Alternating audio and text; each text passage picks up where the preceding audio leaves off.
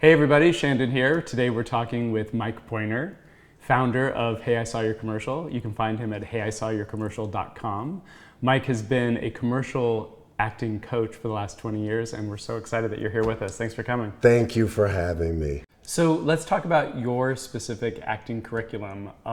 Could you explain a little bit how you teach, the classes that you offer, and how your studio differs from other commercial acting studios? I find most coaches do not teach the actor business skills, right? They have no idea the things that are going to come up that they're going to need help with. Most university settings don't teach their students business skills. That's right. They play to the actor's ego by keeping them on camera and performing because they know the actor, I want to get in front of the camera, right? And it's like, but there's more than just performing. So you would really say that that's kind of what puts you, above other similar commercial coaches, is that you really offer a mentorship in the business of the business, not just, what you're doing during that, middle section of auditioning, but what you're doing before and after and how you negotiate and navigate the business. Program, on camera and business coaching. Every actor gets like this thick binder. All my curriculum is in there. Yeah, it is the best program out here because not only is the curriculum outstanding, but then they have the support of me. Even when I check my phone, I'm sure several of my actors will have emailed me because they need help. Oh, Coach, I'm at an audition. It says this. What do you think? Should I do this or that? Or Coach, they said callbacks are this afternoon, but I got to be over here. How do I handle that? Coach, I have an audition. This is crazy for the busy actor. Coach, I have an audition for theatrical at 11 a.m. And then my other agent gives me an audition for a commercial at 11 a.m. Like, how do I handle that? I want to go on both. I don't want to tell one no. I need both of them. How do I handle that? Simple. Because I dealt with that when I was performing. Yeah. And then I learned commercials usually have oftentimes a 1, 2, or 3 hour window. You can go anytime between noon and 3. Sometimes it doesn't. Sometimes it's an hour window. Sometimes you can go early, or you can even call casting, find out what the window is, and tell them, I'm Mike Pointer. I'll be there. I'm just running a little behind from another call. Yeah, and they actually probably welcome the fact that you're a working actor and you have several auditions in one place. And courteous enough and business-like enough to call ahead because they know you're going to run into conflicts. And it's great that you have the kind of relationship with your clients that you're able to help them navigate that as a friend and a mentor. Yes. And not just somebody that says, okay, this is how you hit your mark and this is how you say your lines. Right. Yeah, I think what makes my coaching really effective is that I give my clients full 100% access to me. Because many of my clients have told me about their other coaching experiences. They say, Coach Mike, our other teacher, they don't even allow you to ask them questions. They don't even allow you to engage them.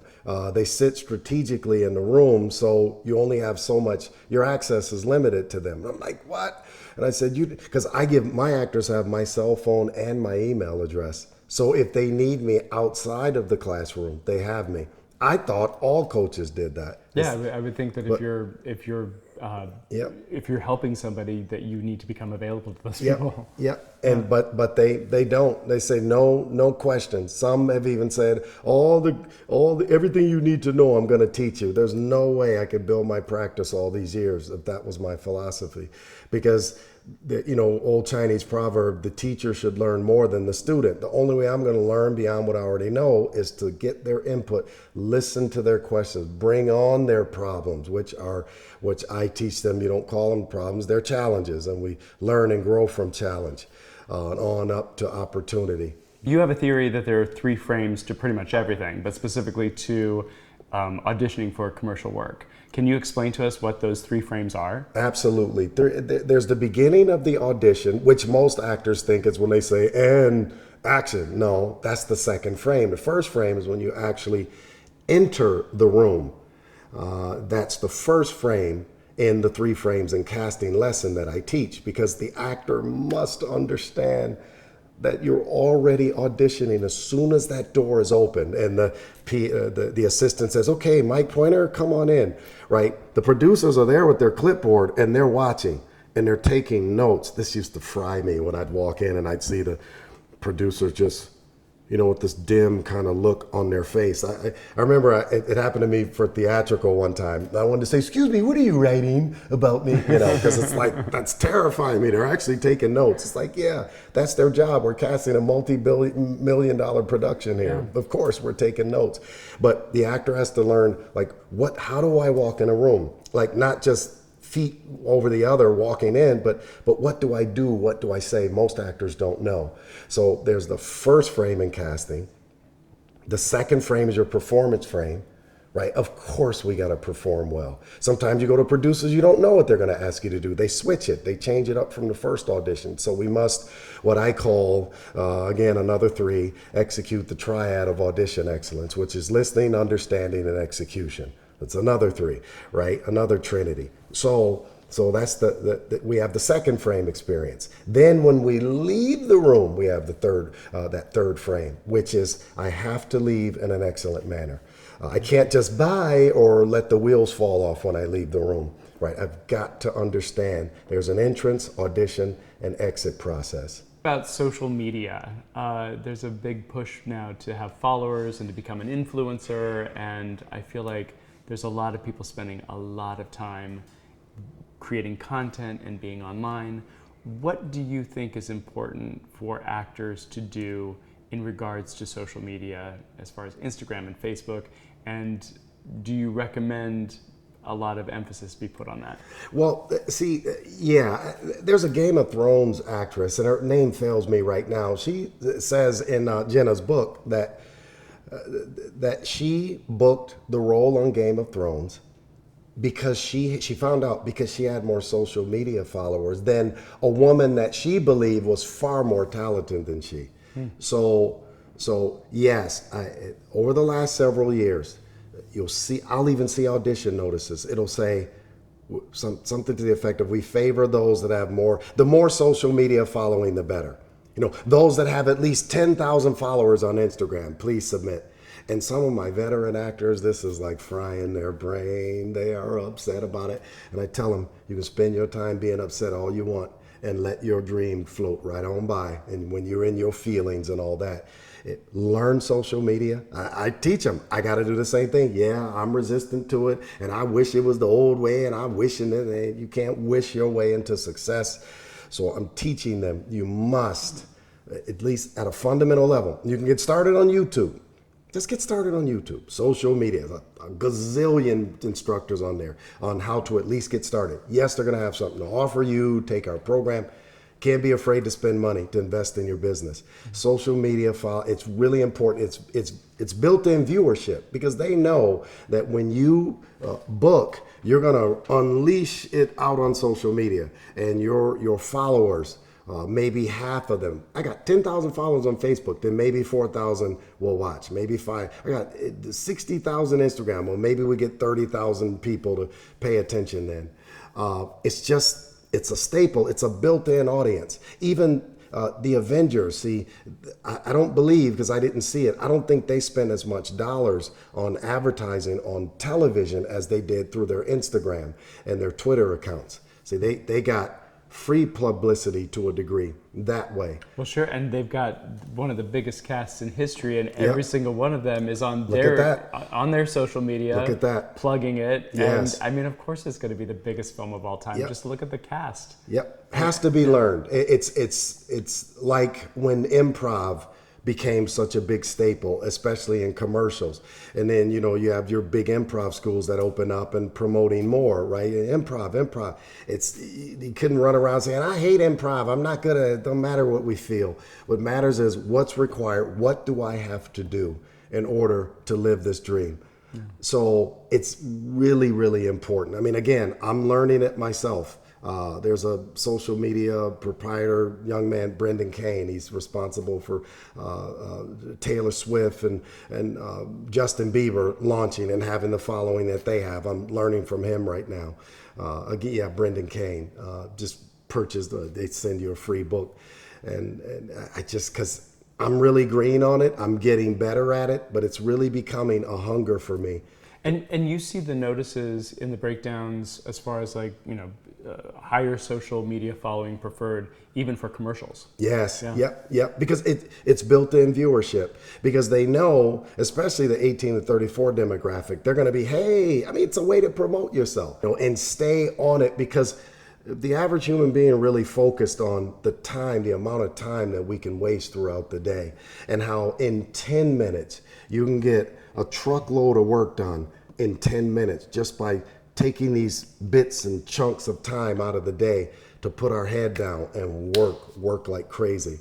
Work the way we're supposed to work for an employer that employs us on an 8-hour shift, save 30 minutes for lunch.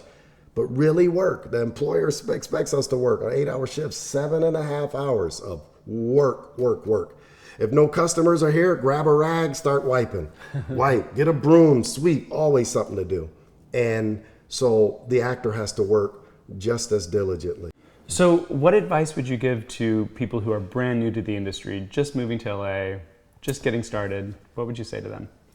So there's this popular misconception about how to start your career, or many misperceptions and conceptions on how to start your career. Like the average actor that moves to LA, they're in this big market and they figure, well, if I go to a place or talk to someone that's an actor, I'll just ask them the question, how do I start my acting career? And the average person is going to say, take an acting class of some sort. And so that is not the first step. So the number one way for the actor to start their career, first they need to understand the importance of becoming at least SAG eligible. And the best way to do that is not going and doing extra work, trying to get 3 vouchers, right? It could take, this is like 3 time cards they give you.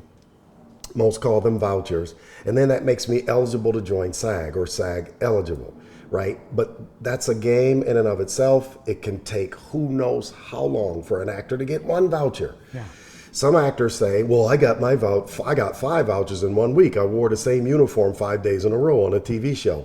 So I got all 5. And I say, yeah, and you're still doing background, right? And they say, well, yeah. And it's like, okay, so that's the trap of doing background. If you don't have an exit plan, then you're going to continue to do background because you have bills to pay. The best way to start is through television commercials. You don't need to be a part of the union like you do for television and film, right? Most legitimate agents are not going to sign an actor that's not at least SAG eligible. It's like it's like a person that's trying to get a job at IBM and they don't even have a high school diploma. They don't care how smart the person says they are. They say, but I build computers.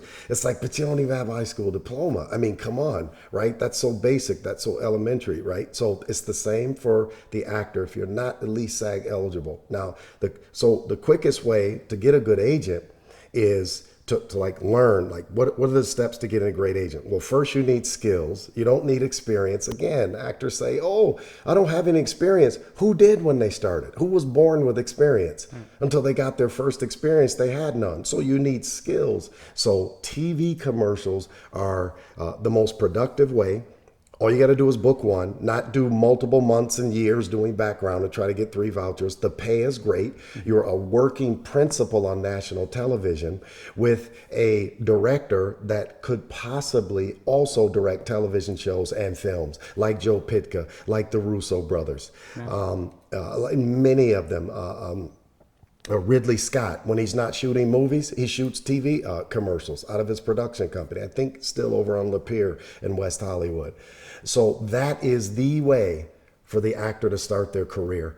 Do they take acting classes? Yes, but as I teach my actor, you don't put your shoes on, then try to pull your pants over your shoes. You might accomplish it, but your arms are going to be worn out and going to be saying plenty of things that shouldn't come out of your mouth about how stupid the pants are, and the pants aren't stupid. It's just you put the pants on, then you put your shoes on. So yes, they're going to take an acting class, but it has to be done in the right order. And again, what I love about commercials, you get a chance to get in front of a camera and learn how to audition. Most acting classes don't have cameras. If you do, if they do, they're not performing straight to lens. They're performing to their scene partner. And that's a different experience and training mode as opposed to going on a commercial audition and mostly everything you do is straight to lens. One of the reasons we recommend people take your class is because you kind of are able to prepare them for an agency showcase, where you invite different agencies to come in and take a look at their work. Can you speak a little bit more about your agency showcases? What I do now for the last at least 18 years, I've held at my studio a commercial agent showcase. And what we do, because I understand the importance of the actor getting the skills, the performance skills, getting a good agent, and then auditioning, callbacks, avails, bookings, build a career, set stage the platform for success for television and film, on up the chain of command.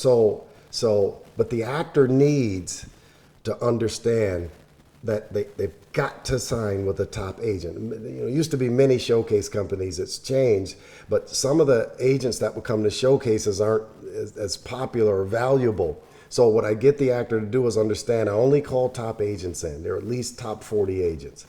No less than a top 50 agent, but most of the time they're top 40. And the actor gets a chance to get up and perform like we do a cold read. Because what I do is I train my actors to do freezing cold reads. That's where you have really no prep time at all, right? You got to get up and you got to hit it. I'm training them for this. So when they go on an audition, it's mainly for when they go on an audition and it's like last minute and they have no prep time. They already know how to read. They learned that in the second grade or so. So now all they have to do is learn how to perform like right there on the spot. So the agents know that some come up with prepped commercial copy. Most do freezing cold reads, like a 30-second piece of a commercial copy, either solution or problem solution. Then they answer an improv question, which the agents seem to be more interested in the improv than they are the copy reads, because they know most castings are improv today for TV commercials. I get a chance to put their work down, but the third element of the showcase is Q&A, which is really important, Q&A. So again, the first is the copy read, another triad. Second is the improv, and then third is the Q&A session, where now it's the agents, we turn the chairs around and they're facing the actors. So the agents there's 3 agents, and the actors like 30 faces looking at the agents, all with this wanting look on their face. So I teach them, watch your resting face, make sure you have a winsome look on your face when you're seated, not, this look like I'm terrified or I'm about to go to sleep or bored, right? So we do Q&A, which is really the third part of the audition process, where you get a chance to stand up and with a smile deliver your name, give your name, and then ask a question. Yes. And then the agents give their feedback. And I kind of guide them on what questions to ask as well, or to pay attention that you don't ask a question that was already asked by someone earlier. Right. To number one, keep them from answering the same question or having to say, we already covered that. And then number two, just kind of wasting time. And then, because the point is to make a good impression. Yes. And it's not just about getting up and asking the questions. It's asking the right questions. And to show I was paying attention throughout the whole project. I'm not phasing out because I'm not talking, right? So it's 3 parts to it, and they go really, really well. It's professionally run. That's why the agents keep coming back to me, because they say, this Mike Pointer guy runs a tight ship. Everything I do is structured. And you offer these showcases every single month. Yep. That's for amazing. 18 years now. What would you say is your proudest moment or most rewarding moment as an instructor? One of the ones the moments that really stand out is I had a client, Leslie, and she came to me, and I don't know what it was. She had a bad skin condition.